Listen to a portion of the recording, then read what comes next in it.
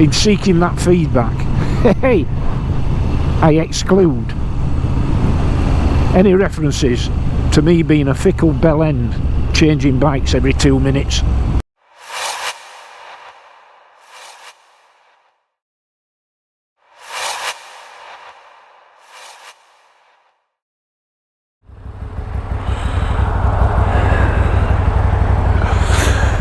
Hey up, welcome back out on the Moto Guzzi for the first time this year. Still 7 degrees out there. Ooh. Now then, on this here bike I've got the Aiuchi C9 Max here, and if you want one of these you can still get 22% off courtesy of me using code TBW22. Follow the link in the description below or the pinned comments. Look at this, Apple CarPlay, Android Auto. On your home screen what you've got is your tyre pressure front, tyre pressure rear. You've got your Bluetooth phone connection, you've got your video recorder front and rear with constant recording, and temperatures and all your settings and your GPS and all the rest of it. Cracking bit of kit. Yeah, look, there it is. Rear view and front view, super job. So yeah, 22% off. Follow the link in the description below. Absolute bargain. Right, off we go. I think we're going to House Teen. Excuse my sniffly nose. That's how cold it is. Off we go.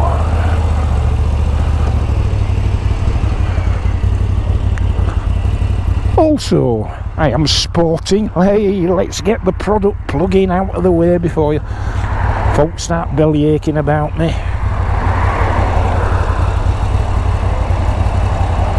I've got on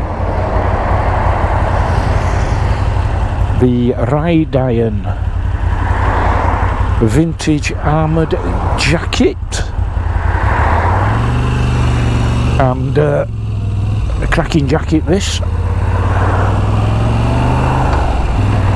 And if you like a look at this, and you haven't already seen the video I did, it's a couple of videos back. And again, if you follow the link, you can get 10% off courtesy of me. As you can also these cordless heated gloves from Ride Iron with 3 different heat settings, and on this chilly day, even on the lowest setting, plenty warm. So yeah, 3 bargains there for you. Go fill your bullets. Hey.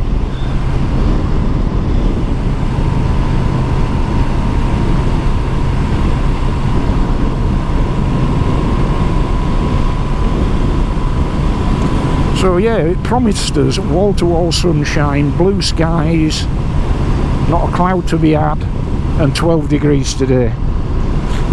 That was the forecast this morning, courtesy of the BBC. Wrong. 7 degrees, overcast. Wrong again. Usual sketch.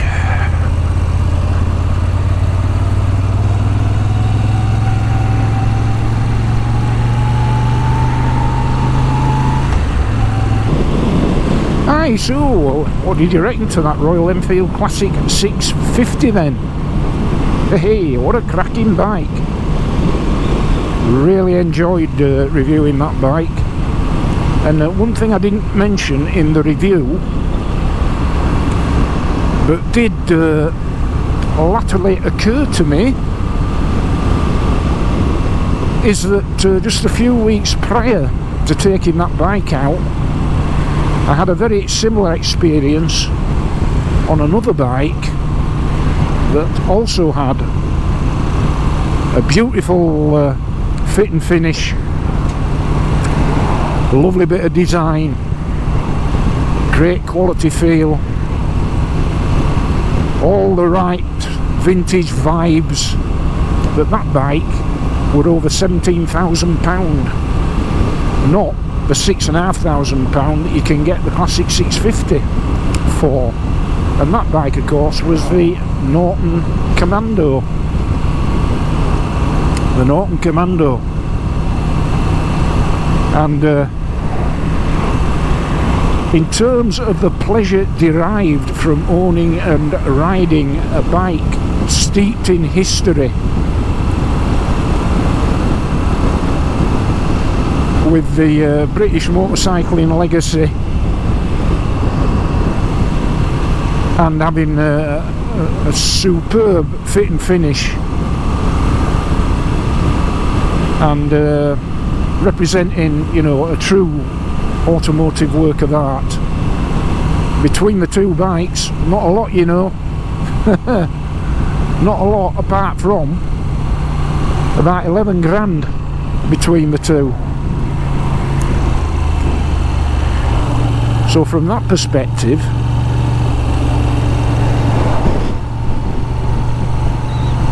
that experience becomes a lot more affordable in the form of the Royal Enfield Classic 650, because the Norton didn't really give me anything that that bike didn't give me. In fact, there were parts of the Norton that weren't as refined as the Royal Enfield. How's about that then, eh? Ooh, controversial.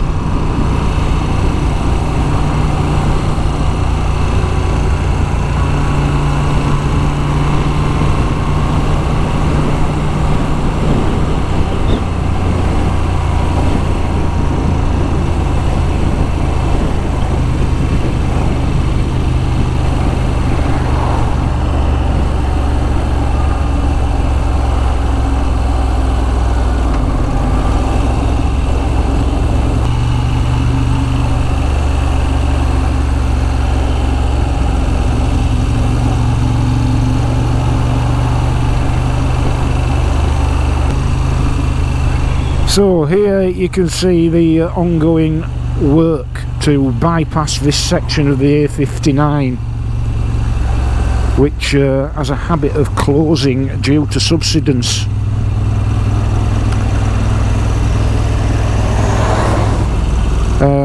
You know, 2 or 3 times a year, not uncommon. So I think they've got a bit sick of propping it up continually, and found a bit of money somewhere to make a new road. Yeah, the problem with the A59, because it's really the main connecting route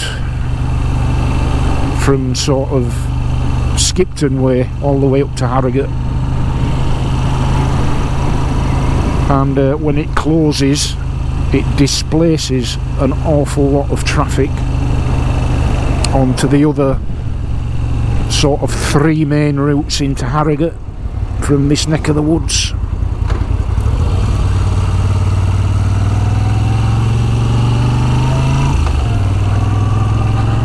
And you get pretty large goods vehicles getting displaced onto quieter country roads when the A59 shuts. It can be a bit of a problem.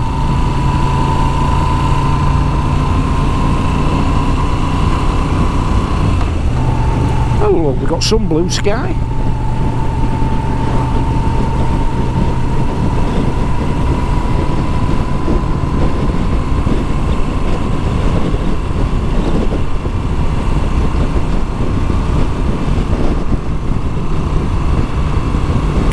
Great to be out on the Moto Guzzi V7. I think I've not ridden this bike since early autumn last year. This and the BSA Gold Star. I sort of keep to one side for the spring and summer months. And the CF Moto 800 MT and the Royal Enfield Classic 350 Little Norman for the rest of the year. So so that I'm only really having to routinely wash and clean and pamper two bikes through the winter. Now the issue with little Norman then, when his battery were flat, was the negative terminal connector completely come away. So that's all it was. So I obviously took the new battery that Apple Yards had given me back. But another issue with the Classic 350, it's been absolutely fine, no problem, and I washed it down after every single winter ride. Lathered it in GT85, but I came to push it out of the garage after having been there for only a month without being ridden, and I thought, it's hard, this is a lot harder to push this little bike about than I remember. Anyway, cut a long story short, I went to sort of feel the play in the chain, and there's zero play in the chain, it's tight as anything. And when I looked, several of the links in the chain have kinked up and have just seized in that kinked up position. So obviously when that part of the chain gets to either the driving sprocket or the driven sprocket, it, to say the least, gets a bit notchy. Yeah. So obviously that with the kinks riding up has caused the chain to short. How the hell it's happened, I don't know. I mean, you know, you can understand the chain getting slack, but I don't understand how a chain gets tighter. So it can only be because 4 or 5 links have become locked in the non-horizontal position, slightly kinked. But I just don't understand how that's come about. From, you know, the last time that I rode it being absolutely fine, no issues, and then suddenly come back to it a month later and the chain's just shot. I've used every penetrating spray known to man, soaked it for 2 or 3 days, they're just locked solid. So that's going to have to go to Apple Yards. I hope that that is a warranty issue, because I have maintained the chain. I have routinely cleaned it, routinely lubricated it, been using that Fuchs dry lubricant, kept up to it, but just over a period of a month in the garage, it's just rusted into some very bizarre shapes, and that's it, all but seized up. So I'm hoping I can slacken the chain off just a little bit enough for me to be able to ride it the short distance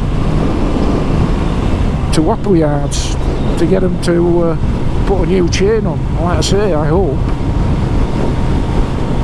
You know, because the bike's less than a year old, I hope that that could be covered by warranty.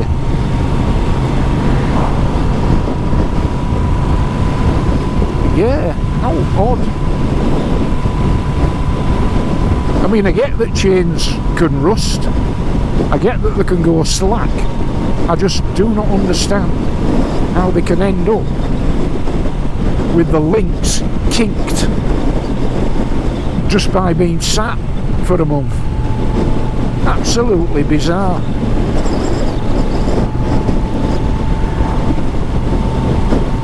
Aye, so I'll let you know how I get on with that. It's going to have to be fixed. Aye, this wind's throwing us about up here.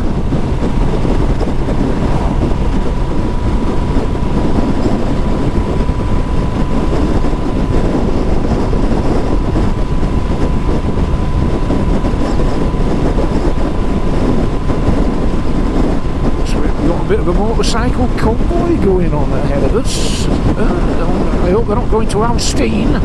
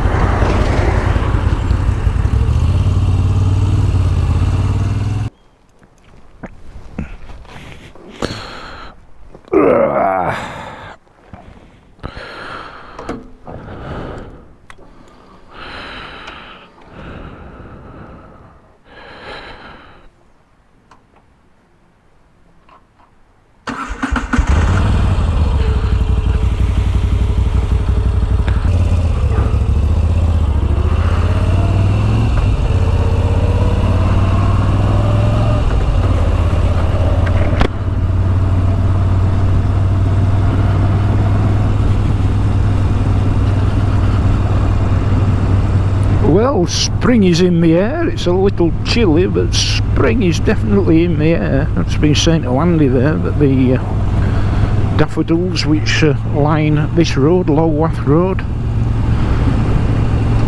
are showing signs of flourishing, and when they're in full bloom, this entire corridor becomes a carpet of yellow either side. Stunning. Then you know spring has definitely landed.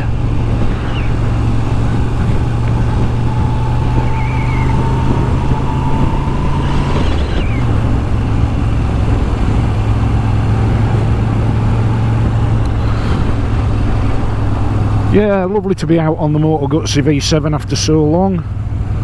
And of course the last time I rode this, you may be aware, I did post a video.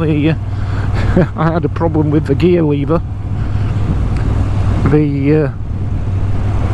The bolt that connects the gear lever to the linkage into the gearbox snapped, and I had a floppy gear lever, and the bike was left in third gear, and I had to limp this bike home quite some distance in third gear over hilly terrain. It's a testament to the strength and torque of this 850cc V-twin, but we managed that, and so I went on to Fleabay and managed to source a used entire foot peg and gear lever assembly unit for I think it was 40 quid. And with a bit of tweaking and some adjustments, managed to get it fitted, and touch wood and fingers firmly crossed, after a bit of tinkering with the mechanism, the adjustment on the mechanism seems to be fine. So that saved me a trip to the Moto Guzzi dealers in Leeds, and probably a week waiting about for parts and the rest of it for a warranty fix.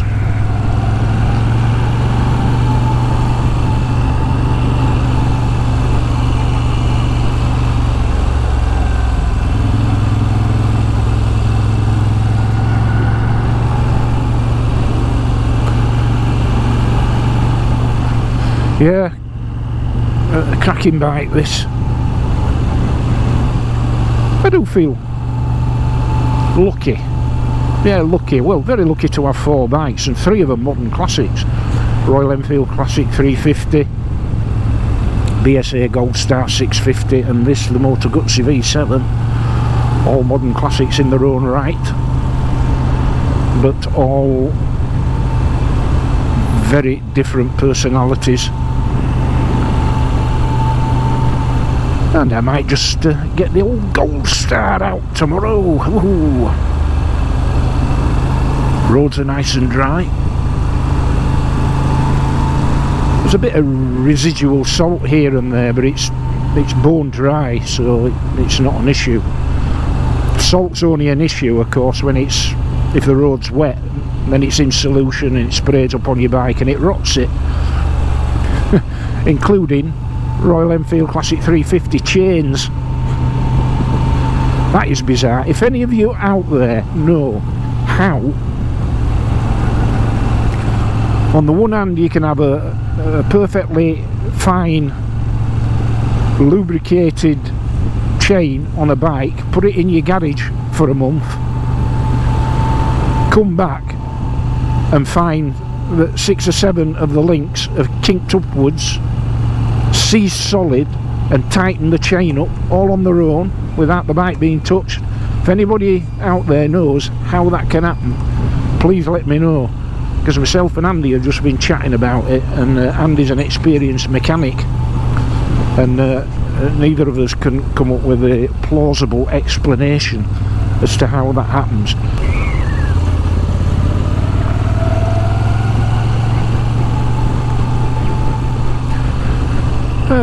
Probably just worth mentioning at this point as well, I'd just like to say a very big heartfelt thank you to all of those of you who commented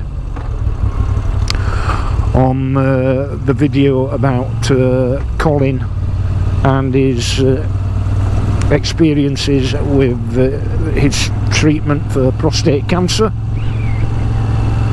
and his recovery and return to motorcycling. Some of you out there were very, very candid indeed about your own personal experiences, and some of the stories absolutely humbling. You know, sometimes you can get up in the morning, can't you, if you're like me, and think, oh, you know, I know Domini and all that, and bloody joints are stiff, and oh, one thing and another, and it's nothing. You look at what some people are going through out there and still managing to ride, mind you, and it's very humbling indeed. So sincere thanks to everybody. One thing I will say is that any and all YouTube advertising revenue from that video I will donate to Prostate Cancer Research UK. So that's my undertaking. But yeah, thank you to everybody that commented.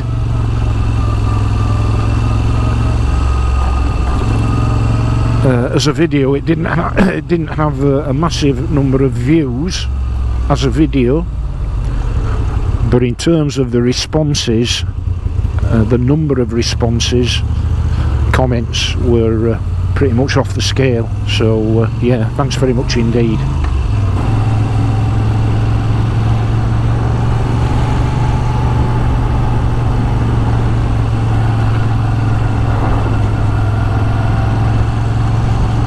So, let me pose a question then,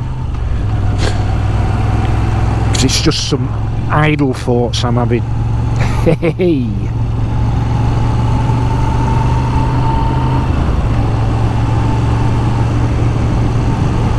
I was sort of contemplating whether I should just have 4 modern classic bikes on the fleet, and that maybe the CF Moto 800 MT, much as I absolutely love that bike, swear by it, let me tell you, in the 9-10 months that I've had that bike, it hasn't given me a moment's problem at all. 3,300 miles on it, not a murmur, not the slightest issue of any kind with that bike. So go anywhere, do anything, bike.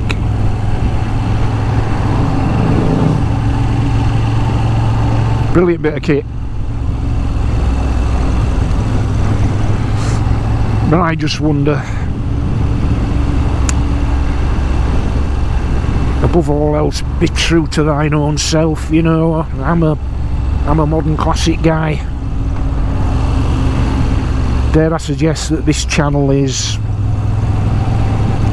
predominantly a modern classic motorcycle centric channel.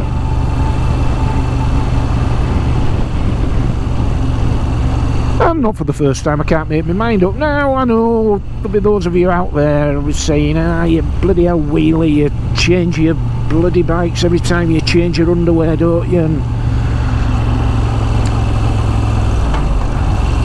yeah, people have a bit of a go at me about it sometime, but on occasion. But you know, we're only on this planet once. You get to a certain time in life where it's time to forget logic and level-headed rationales and to go with your heart.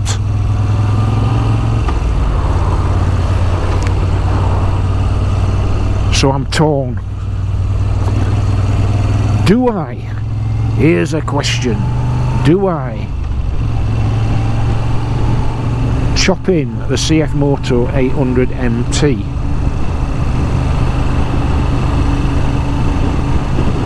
and get the classic 650? And if I did, I'm almost certain it'd be the black and chrome one.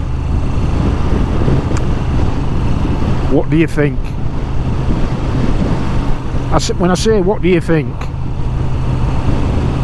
in seeking that feedback, hey, I exclude any references to me being a fickle bell end changing bikes every 2 minutes, because this and the BSA certainly going nowhere. But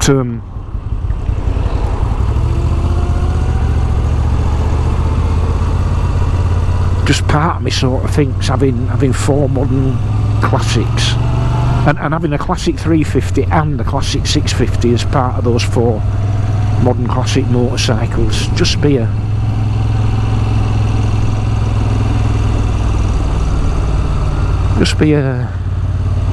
nice thing to be able to do. Be pretty cool, don't you think? Let me know in the comments below. Who would like to see that? Who would appreciate seeing that? Who would not like to see the CF Moto absent? Who don't give a monkeys either way? Who's not bothered? Hey, feel free to let it rip. Just keep it civilised. I've had a bit of abuse lately in the comments, and I'm keen to avoid sowing the seeds for any more. But what do you think? I've no plans at the moment.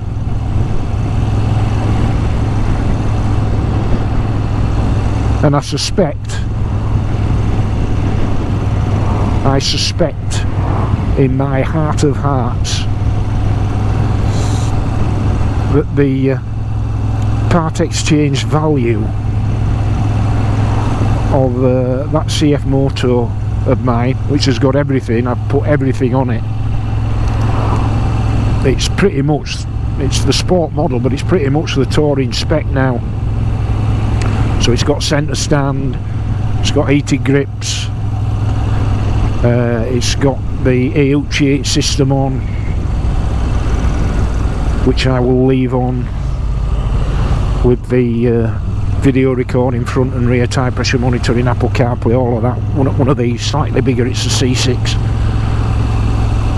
All of that on it, but I suspect that its chopping value is going to be absolutely a million miles away from the £8,500 I paid for it 9-10 months ago.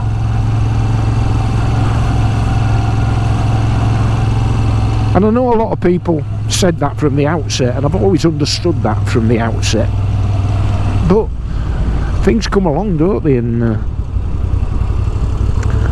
you start thinking differently. Let me know what you think. But without saying you're a bell end, because I know I'm a bell end. I know that.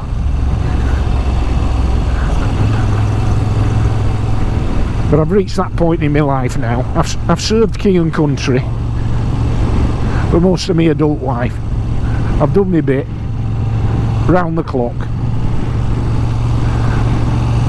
and I'm feeling a bit sort of weather beaten and fucking shabby. Hey, feeling a bit like the Velveteen Rabbit.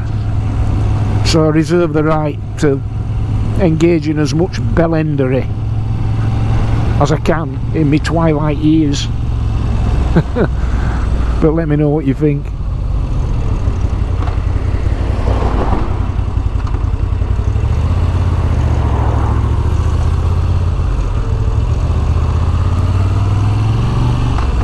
And I'll just leave it at that.